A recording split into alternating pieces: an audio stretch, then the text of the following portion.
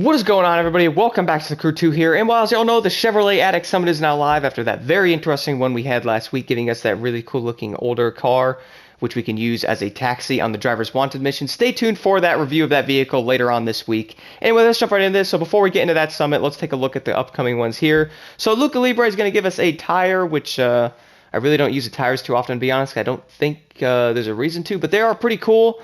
And at least it gives us a variety of customizing our vehicles and all that. But personally, I do think they affect the cars a little bit, which I might make a video on that in the future. Legendary half set boosted for the monster truck class, which is definitely something to get. Score breaker with the skilled on there is going to be pretty much a must-have for the points. That thing is amazing. And I'm going to interesting to test that out in the actual Nitro Chemist set as well, because I want to see if there's a big difference in those there. So I might end up doing that as well. So that definitely going to be a pretty interesting summit. A lot of purple in this one. Monster truck, Demolition Derby. Got some rally raid in there. So nice little mix. And Monster Truck one's probably going to be interesting. I had to guess one of those is probably going to end up being that looks like a stunt one on the bottom there. That's going to be interesting. I have the Drift a Monster Truck, guys. That's going to be fun.